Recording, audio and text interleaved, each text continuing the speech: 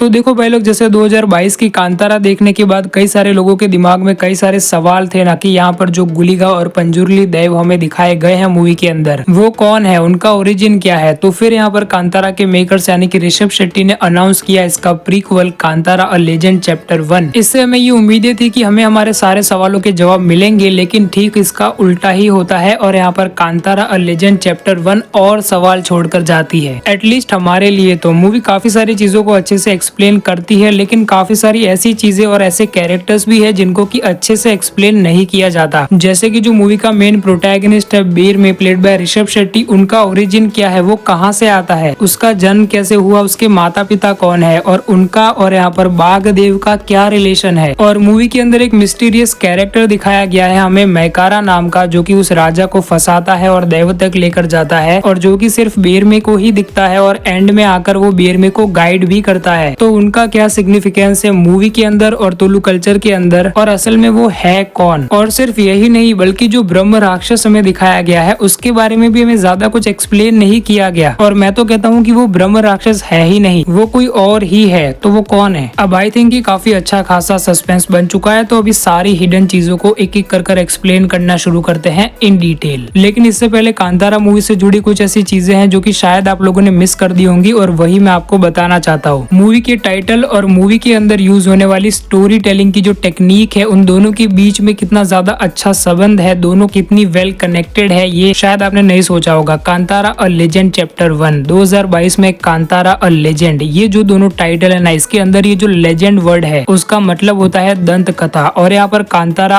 की दोनों मूवीज में अगर आप नोटिस करोगे तो दोनों ही मूवीज के अंदर कोई ना कोई किसी ना किसी को दैव की कहानी ही सुना रहा है। कांतारा लेजेंड की शुरुआत भी यहाँ पर इसी से होती है कि जो शिवा के पिताजी हैं वो उसे एक राजा की कहानी सुनाते हैं, और हमें ऐसा लगता है कि जो शिवा की स्टोरी लाइन है वही प्रेजेंट टाइम लाइन में चल रही है। लेकिन फिर ये रिवील होता है कि यहाँ पर शिवा के बेटे को भी शिवा की कहानी ही सुनाई जा रही है। और यहाँ पर भी कांतारा अ लेजेंड चैप्टर 1 की कहानी की पूरी शुरुआत ही यहाँ पर एक बच्चे के सवाल से ही होती है, यानी कि शिवा के सवाल से ही होती है। और वो सवाल ऐसा है कि मेरे पिताजी यहीं पर क्यों अदृश्य हुए। और उसके बाद यहाँ पर शिवा को और हमें पूरी दंत कथा सुनाई जाती है। और इसी सीन के अंदर हमें कई सारी कंटिन्यूएशन डिटेल्स भी देखने को मिल जाती है, जैसे कि रामपा और उसकी दोनों साइड से फायर करने वाली बंदूक, जिसके ऊपर की यहाँ पर कांतारा लेजेंड के अंदर स्पेशली फोकस किया गया था। और अगर आप थोड़ा और ध्यान से देखोगे तो वहाँ पर एक बच्ची भी खड़ी है जो कि यहाँ पर हमें देखने को मिली थी कांतारा लेजेंड के अंदर, और वही लीला का कैरेक्टर है, शिवा की लव इंटरेस्ट। अभी चलो धीरे धीरे कर सवालों पर आते हैं। तो सबसे पहले तो मैं यहाँ पर ब्रह्म राक्षस के बारे में तुम्हें बताना चाहूंगा, क्योंकि ब्रह्म राक्षस के बारे में हमें मूवी के अंदर ज्यादा कुछ भी एक्सप्लेन नहीं किया गया। और मैंने ये भी बोला है कि मैं मानता हूँ कि वो ब्रह्म राक्षस है ही नहीं, तो वो कौन है। तो मुझे लगता है कि वो नंदी महाराज है। तो ये बात मैं ऐसे ही हवा में नहीं बोल रहा हूँ, इसके पीछे का रीजन है यहाँ पर मूवी के अंदर दिखाए गए कुछ इवेंट्स और मूवी के कुछ कैरेक्टर्स के थ्रू बोले गए कुछ डायलॉग्स। देखो पहले तो मूवी के अंदर हमें ये बताया गया है कि यहाँ पर जो कांतारा के लोग हैं वो ये मानते हैं कि वहाँ पर एक ब्रह्म राक्षस है। एंड आई एम श्योर कि तुमने ये भी मिस कर दिया होगा, क्योंकि मूवी के अंदर इसको विजुअली इतना ज्यादा तेजी से दिखाया गया है कि तुम ये समझ ही नहीं पाओगे कि क्या हुआ यहाँ पर। तो जो वन सामग्री का तीसरा हिस्सा है ना, जो कि यहाँ पर कांतारा वासी सीमा पर रखते हैं, उनको एक्चुअली यहाँ पर ये जो बांग्रा के लोग हैं वो यूज करते हैं। कोई भी ब्रह्म राक्षस यहाँ पर उन सामग्री को लेने नहीं आता। अब मूवी ये एक्सप्लेन तो नहीं करती, लेकिन आई थिंक यहाँ पर ये जो राजशेखर है ना, उसी ने यहाँ पर ये ब्रह्म राक्षस वाली पूरी अफवाह फैलाई है, ताकि जो कांतारा के लोग हैं वो डर कर यहाँ पर अपनी सामग्री सीमा पर रखे और उनसे वो व्यापार कर सके। और इसी कॉन्टेक्स्ट में यहाँ पर जो बेरमे का कैरेक्टर है वो ये डायलॉग बोलता भी है कि हमारे खून पसीने की मेहनत से तुमने खजाना भरा। और सीमा पर वो सारी सामग्री रखने के बाद यहाँ पर बेरमे का जो पहला शॉट है ना मूवी के अंदर, वो उसकी आंखों का है। वो पेड़ के पीछे से कुछ देखता है और मुझे लगता है कि ये वही रियलाइजेशन है कि यहाँ पर यही बांग्रा के लोग वो पूरी सामग्री को लेकर जाते हैं, कोई ब्रह्म राक्षस नहीं है। इस पूरी चीज को दिखाने के लिए ऋषभ शेट्टी ने एक टेक्निक का यूज किया है, शो डोंट टेल। ओके, तो अब तुम्हें ये तो समझ में आ गया कि ये ब्रह्म राक्षस नहीं है। अब ये नंदी महाराज कैसे है वो एक्सप्लेन करता हूँ। तो देखो ये जो मैकारा का कैरेक्टर है ना, जिसके बारे में हम आगे बात करेंगे वीडियो में, एक सीन में बेर में इनसे ये सवाल पूछता है कि यहाँ पर इसको ईश्वर का मधुबन क्यों कहते हैं। तो इसका उत्तर देते हुए मैकारा ये कहते हैं कि प्रभु शांति से तपस्या कर सके इसलिए पार्वती माँ ने इसे बसाया था। यानी कि भगवान शिव वहाँ पर खुद तपस्या करने आते हैं, तो उनके साथ नंदी महाराज तो होंगे ही। और एक और बात की, मूवी की स्टार्टिंग में जो दंत कथा सुनाने वाले हैं उन्होंने एक और चीज भी तो कही थी कि भगवान ने अपने कई सारे गण को धरती पर भेजा था, जिसमें से कि हम जिनको मानते हैं पंजुर्ली है वो। यानी कि गण तो कई सारे आए थे, सिर्फ पंजुर्ली और गुलिगा देव नहीं, बहुत सारे गण, और जिसमें से कि यहाँ पर नंदी महाराज को हमें दिखाया भी गया था मूवी की स्टार्टिंग में। शायद आपने मिस कर दिया हो क्योंकि वो 2 सेकंड का ही सीन था। और हाँ, ये भी बात ध्यान में रखो कि जब बेर में यहाँ पर उस त्रिशूल को उठाता है और यहाँ पर वो ब्रह्म राक्षस नंदी महाराज यहाँ पर जब उनको हाथ जोड़ते हैं, तब वहाँ पर जो हमें सांप देखने को मिलता है ना, वो भी शिव जी के गण ही है, यानी कि वासुकी नाग, जो कि उनके गले में विराजमान होते हैं। अब जैसा कि हमने ये ईश्वर के मधुवन की बात की, तो देखो ये जो वर्ड है ना, ईश्वर का मधुवन, ये एक वर्ड ही यहाँ पर एक हिंट है कि हमें पता चले मूवी के अंदर पहले से ही कि यहाँ पर मूवी का मेन एंटेगनिस्ट कौन है। देखो, कांतारा वासियों के सिवाय जो भी यहाँ पर ईश्वर का मधुवन ये शब्द बोलता है ना, उसका मतलब वो लालची है और उसे ईश्वर के मधुवन के अंदर जो कुछ भी है, यानी कि उसे ईश्वर के मधुवन की चाह है। राजशेखर के पिताजी यानी कि वो अत्याचारी राजा भी यहाँ पर ईश्वर के मधुवन के लोभ में आकर ही गुलिगा देव के हाथों मारा गया था। और कडप्पा आदिवासी भी जब कांतारा वासियों से मदद मांगने आते हैं, उनकी जगह पर रहने आते हैं, तब यहाँ पर वो ईश्वर का मधुवन ये शब्द का प्रयोग करते हैं। और मूवी में तो यहाँ तक भी डायलॉग आ जाता है कि उनके मुंह से मधुवन सुनते ही हमें समझ जाना चाहिए था कि उनका उद्देश्य कुछ और ही है। और अब तुम सोचो कि इंटरवल से पहले जो हमें यहाँ पर बेर में और यहाँ पर राजकुमारी कनकावती के बीच में लव एंगल दिखाया जा रहा होता है, तब राजकुमारी कनकावती बेर में के सामने अपनी इच्छा जाहिर करते हुए ये कहती है कि मुझे ईश्वर का मधुवन देखने की परम इच्छा है। तो इससे हमें सीधा सीधा हिंट किया जा रहा था कि यहाँ पर ये जो राजकुमारी कनकावती है